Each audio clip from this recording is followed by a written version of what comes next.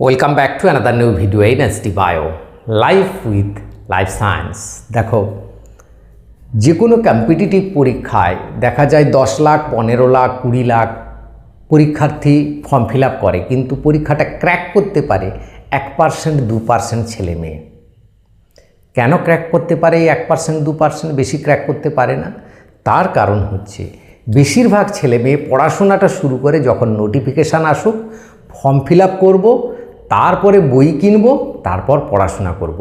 এভাবে পড়াশোনা করলে কোনো দিন কোনো কম্পিটিটিভ এক্সাম বা কোনো চাকরির পরীক্ষা অন্তত লাগাতে পারবে না, এটা 100% গ্যারেন্টি। তো যারা প্রথম থেকেই রেগুলার বেসিসে একটু লেগে থাকে, পড়াশোনার মধ্যে থাকে, তারাই কিন্তু ক্র্যাক করতে পারে বা তারাই একটা স্কোর করতে পারে, যে স্কোরটা তাদের কাট অফের ভিতরে যায়। আজকে আপার প্রাইমারি নিয়ে সেই রকম কিছু জিনিস আলোচনা করব। যেমন এই আপার প্রাইমারির নোটিশ কবে বেরোবে, তার এক্সাম কবে হবে, তোমাকে সেই এক্সামের জন্য কি কি পড়তে হবে এবং কিভাবে পড়তে হবে, তোমার সিলেবাস ধরে একটা প্রিপারেশন স্ট্র্যাটেজি, স্মার্ট একটা স্ট্র্যাটেজি কীরকম হওয়া উচিত, এবং কোন কোন ইম্পর্ট্যান্ট বইগুলো পড়বে, যেগুলো মাত্র 5 থেকে 6টা বইয়ের কথা বলবো, যেগুলো পড়লে তুমি 100% ক্র্যাক করবে। গাদা গাদা বই পড়ার দরকার নেই, বা পড়ে এত বই কিনে নিয়ে মাইন্ডটাকে ডাইভার্ট করে নেওয়ার দরকার হবে না। এবং একটা 6 মাসের প্ল্যান দেবো। কেন 6 মাসের প্ল্যান দেবো? তাহলে কি 6 মাসের পর পরীক্ষা হবে সে বিষয়ে বলবো, এবং ভ্যাকেন্সি কত থাকছে সেটা নিয়েও বলবো। তাই ভিডিওটা অবশ্যই শেষ পর্যন্ত দেখো। ভালো লাগলে লাইক করে বন্ধুদের শেয়ার করে দিও। চ্যানেলে নতুন হলে চ্যানেলটা সাবস্ক্রাইব করে নিও। দেখো, প্রথমেই আসি নোটিফিকেশান কবে হবে। যে 31শে মার্চের মধ্যে নোটিফিকেশানের কথা বলা হচ্ছিল, আমি আগেও বহুবার এটা ক্লিয়ার করে দিয়েছি, এটা কিন্তু এই নোটিফিকেশান নয়। সেটা 2022-এর রিক্রুটমেন্ট 1200 জনের মতো চাকরি পায়নি, তাদের একটা কোর্ট কেসের সেইটা নিয়েই কিন্তু 31শে মার্চের মধ্যে তাদের রিক্রুটমেন্ট করার নোটিফিকেশান 31শে মার্চের মধ্যে আসার কোনো কথা নেই। কথা হাইকোর্ট বলেনি, সুপ্রিম কোর্ট বলেনি, কেউ বলেনি, সরকারও বলবে না। আর এবার ভোট ডিক্লেয়ার হয়ে গেছে, বলার তো প্রশ্নই হচ্ছে না। তাহলে প্রশ্ন হচ্ছে নোটিফিকেশান কবে আসবে। নোটিফিকেশান আসবে, ব্রাত্য বসু শিক্ষামন্ত্রী তার হিন্টসও দিয়ে দিয়েছেন যে ভোটের পরে, অর্থাৎ রেজাল্ট বেরোলে, নতুন সরকার গঠন হলে একটা নোটিফিকেশান হবে, 100% হবে। আপার প্রাইমারি রিক্রুটমেন্ট হবে, কারণ 2022 থেকে 5000 ভ্যাকেন্সি পড়ে আছে, এবং ব্রাত্য বসু তিনি জানিয়েছেন 15,000-এর একটা হবে, 5000 প্লাস 15, 20,000 মতো ভ্যাকেন্সি নিয়ে একটা বড় আপডেট, একটা বড় ভ্যাকেন্সি নিয়ে আপার প্রাইমারির কিন্তু নোটিফিকেশান আসতে চলেছে। সেটা আমার মনে হয় জুলাই বা আগস্টের আগে আসার কোনো সম্ভাবনা নেই। তাহলে পরীক্ষাটা কবে হবে? সেই জুলাই বা আগস্টে যদি হয়, সেপ্টেম্বরের লাস্ট বা অক্টোবরের নাগাদ, বা পুজোর পরও হলেও হতে পারে পরীক্ষাটা। তাহলে এইরকম একটা 6-7 মাসের আমার মধ্যে গ্যাপ রয়েছে। এই রকম আপার প্রাইমারি লেভেলের, যেখানে দুটো এক্সাম দিতে হবে, সেই পরীক্ষাতে 6-7 মাস কিন্তু যথেষ্ট কম সময়। তাই খুব ভালো করে উঠে পড়ে লাগতে হবে। কিভাবে লাগবে, তার জন্য কি কি জানা দরকার তোমার, সেই পরীক্ষায় টার্গেট নিতে হবে। কারণ আমার যদি টার্গেটই না থাকে, আমি যদি খালি বই কিনলাম, পড়তে বসে গেলাম, তা তো হবে না। আমাকে বাংলায় কত সময় দিতে হবে, ইংরেজিতে কত সময়, অঙ্ক কত, বা সোশ্যাল স্টাডিজ কত, টেট কত মার্কের দিতে হবে, তাতে কি কি পড়তে হবে, এগুলো একটা প্ল্যান করে নিয়ে তোমাকে পড়তে হবে। সেইটার জন্য আমার জানা দরকার যে কি পরীক্ষা দিতে যাচ্ছি আমি, কি কি থাকছে সেখানে। দেখো, প্রথমেই তোমাকে একটা টেট পরীক্ষা দিতে হবে, সেটা 150 মার্কের এমসিকিউ, 150টা এমসিকিউ থাকবে, কোনো নেগেটিভ মার্কিং নেই। এরকম একটা টেট পরীক্ষা দিতে হবে। সেখানে সেই টেট থেকে তুমি যে মার্কসটা পাবে, সেখান থেকে ওয়েটেজ পাবে তোমার ফাইনাল কাট অফের জন্য। সেটা একটু পরে আসছে। টেট পরীক্ষা দেওয়ার পর তোমাকে দিতে হবে একটা এক্সাম, সাবজেক্ট বেসিসে এক্সাম। যারা আর্টসের স্টুডেন্ট তারা সোশ্যাল সায়েন্সের উপর পরীক্ষা দেবে, ইতিহাস, ভূগোল, বাংলা টাংলা ইত্যাদি সমস্ত কিছু নিয়ে। আর একটা সায়েন্সের যারা, তারা সায়েন্স এবং ম্যাথ নিয়ে 25 মার্কের, অর্থাৎ 25টা এমসিকিউ থাকবে, এরকম একটা পরীক্ষা দিতে হবে। অর্থাৎ টেট থেকে তুমি যা পাবে মার্কস, সেখান থেকে ম্যাক্সিমাম 40 নাম্বার পাবে। সেই ম্যাক্সিমাম 40 নাম্বারটা কত না, তুমি যদি 150 মার্কের টেট পরীক্ষা দিয়ে 150ই পাও, পুরোপুরি 100%, যেটা অসম্ভব প্রায়, তাহলে তুমি 40 পাবে। এবার যদি 150-র কম পাও, তাহলে কত মার্কস তোমার কাট অফে আসবে সেটাও জানা দরকার। তুমি যদি 140-এর উপরে পাও, তাহলে 37 প্লাস আসবে, অর্থাৎ 145 যদি পাও, তাহলে 38, 39 এরকম আসবে। হ্যাঁ, এইরকমভাবে ওয়েটেজটা আসবে।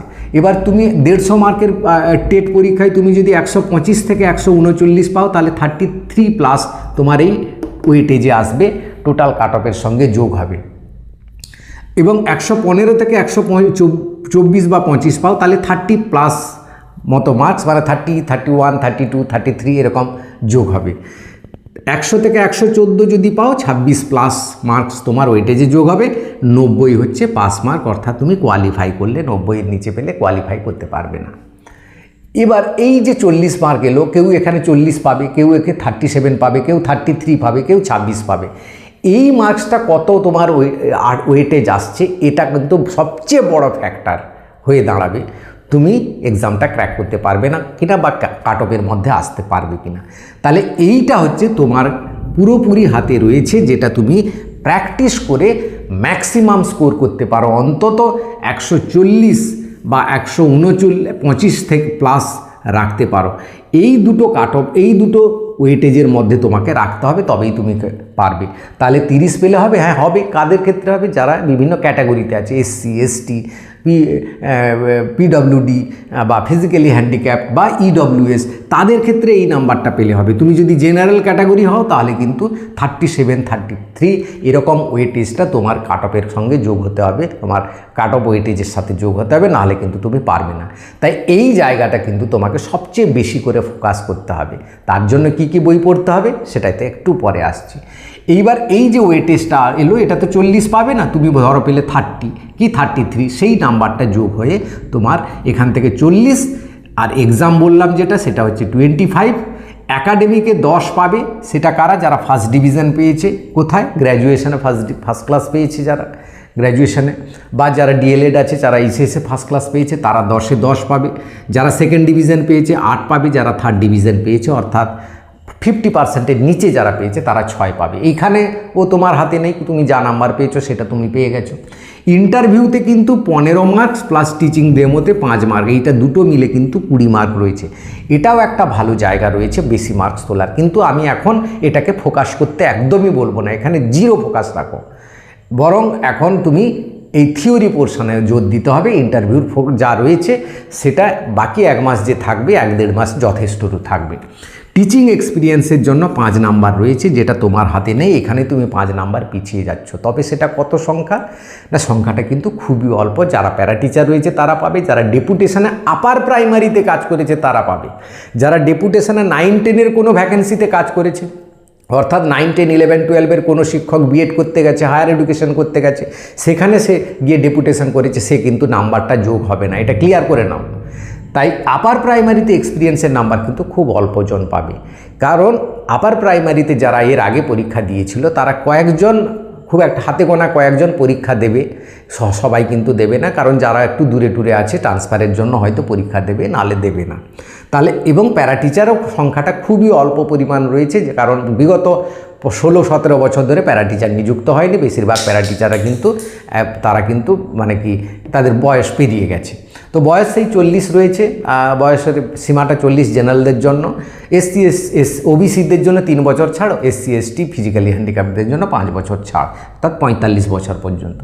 এই 100 মার্কের তোমার কাট অফ হবে, কিন্তু তুমি যদি এক্সপিরিয়েন্স না হও তোমার কাট অফ মার্কস হবে 95-এ। তুমি ফাইট করবে, তোমার কাট অফটা হবে 95-এ। এই কাট অফ তোমাকে নিয়ে নড়তে হবে, অর্থাৎ যারা এই দুটো মার্ক পরীক্ষা দিতে হবে তোমাকে। এখানে তোমাকে যারা সায়েন্স দেবে তাদের ক্ষেত্রে 25-এ তোমাকে 20+ রাখতে হবে, যারা সোশ্যাল স্টাডিজ দেবে তাদের ক্ষেত্রে 25-এ 20+ রাখতে হবে, বিশেষ করে জেনারেল ক্যান্ডিডেটদের ক্ষেত্রে। এই টার্গেট নিয়ে তোমাকে পড়তে হবে। তো এবার যে আসি, এই টার্গেট নিয়ে কিভাবে আমরা পড়বো। দেখো, তুমি টোটাল দিনটাকে দুটো ভাগে ভাগ করে নাও।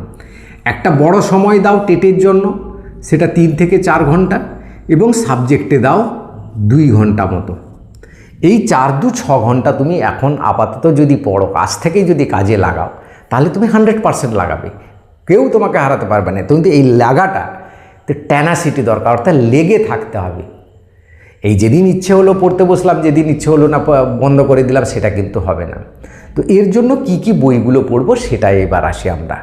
দেখো, এই নিয়ে প্রথমেই আমি বলবো, ক্লাস 5 থেকে 8 পর্যন্ত যতগুলো বই রয়েছে, বিশেষ করে পরিবেশ মানে ইতিহাস, ভূগোল, বাংলা, ব্যাকরণটা, এই সমস্ত বইগুলো ভালো করে পড়ো।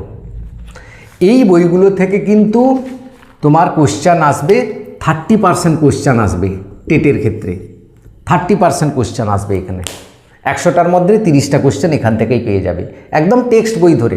2016 সালের কোশ্চেন দেখো, ইতিহাস ভূগোল থেকে দেখো, প্রচুর প্রশ্ন রয়েছে এই বইগুলো থেকে। ছবি টবিগুলো প্রত্যেকটা জায়গা কিন্তু তোমাকে খুঁটিয়ে খুঁটিয়ে পড়তে হবে, তবে তুমি প্রশ্নগুলো কমন পাবে।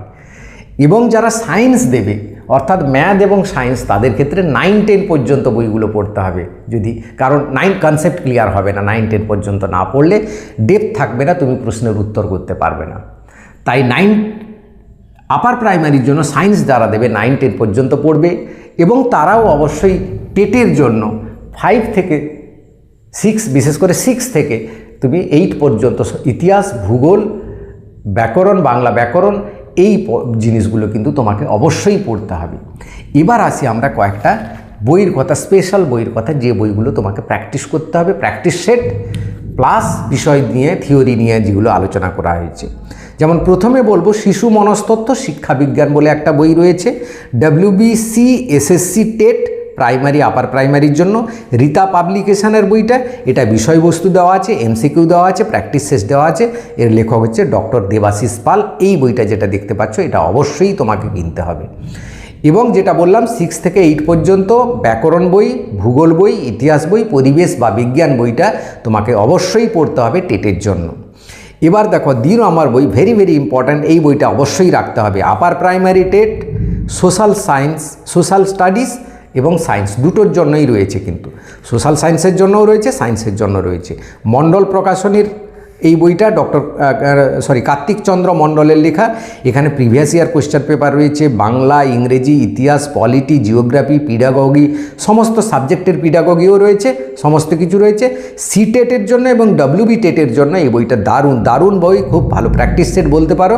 এই বইটা তোমাকে 100% রাখতেই হবে। এবার 3 নম্বর দেখো, এই বইয়ের সঙ্গে, পাবলিকেশনের সঙ্গে আমার কোনো যোগাযোগ নেই, কিন্তু এই বইগুলো আমি জানি ভালো তাই বলছি এগুলো। Upper primary all in one বইটা টেটের জন্য, এই বইটা থাকবে। রীতা পাবলিকেশনের বলরাম ব্যাপারী, প্রিভিয়াস ইয়ারে দেখা গেছে এই বই থেকে অনেক কোশ্চেন এসছে। এখানে ম্যাথ এবং সায়েন্সের জন্য খুব ভালো বই, তার সঙ্গে পাবে বাংলা, ইংরেজি, পেডাগগি, থিওরি এবং MCQ দুটোই কিন্তু দেওয়া রয়েছে। এই বইটাও কিন্তু দুর্দান্ত বই একটা, এটাকে তোমাকে কাছে রাখতেই হবে। এবার বাংলার জন্য স্পেশালি শুধু বাংলা আর বিষয়বস্তু এবং বাংলা MCQর জন্য একটা বই কিনতে পারো, যারা বিশেষ করে সোশ্যাল স্টাডিজে পরীক্ষা দেবে। Upper primary TET WBSSC Bangla, এই বইটা ডক্টর সুবিমল মিশ্র, শ্রাবণডল, ডক্টর উৎপল মুখার্জির লেখা। এই বইটা কিন্তু কিনতে পারো যারা বাংলায় বা সোশ্যাল স্টাডিজে পরীক্ষা দেবে, বা যারা টেটের জন্য বাংলার এই বইটা কিন্তু খুব ভালো, যারা সায়েন্স বা সোশ্যাল স্টাডি বোথের জন্য। ইংলিশের জন্য তোমরা দেবে PK দে সরকার, এই বইয়ের কোনো তুলনা হয় না। যে কোনো কম্পিটিটিভ পরীক্ষার জন্য PK দে সরকারের ইংলিশ গ্রামারের এই বইটা থাকতে হবে, যেখানে বেসিক গ্রামার কিন্তু দেওয়া রয়েছে। ম্যাথের জন্য কম্পিটিটিভ ম্যাথামেটিক্স, যদি অঙ্ক শক্তি শিখতে চাও বা জানতে চাও, তাহলে কম্পিটিটিভ ম্যাথামেটিক্স ছায়া প্রকাশনীর এই বইটা সুবীর দাসের লেখা, এখানে অঙ্ক শিখতে পারবে। এবার অঙ্ক শেখার পর এবার অঙ্ক শুধু প্র্যাকটিস সেটের জন্য একটা বই, প্র্যাকটিস সেট কিনে নিতেই পারো, যে কোনো একটা প্র্যাকটিস সেট, সেটার জন্য আমি কিছু সাজেস্ট করব না। কিন্তু এই সুবীর দাসের এই বইটা কিন্তু অবশ্যই দরকার, যেখানে অঙ্ক তুমি শিখতে পারবে। তো এই কটা বই তুমি যদি ভালো করে প্র্যাকটিস করো, পড়াশোনা করে, রেগুলার বেসিসে পড়াশোনা করো, তাহলে কিন্তু অবশ্যই ক্র্যাক করতে পারবে। ভিডিওটা ভালো লাগলে সবাইকে শেয়ার করে দিও, চ্যানেলে নতুন হলে চ্যানেলটা সাবস্ক্রাইব করে নিও। Thank you for watching.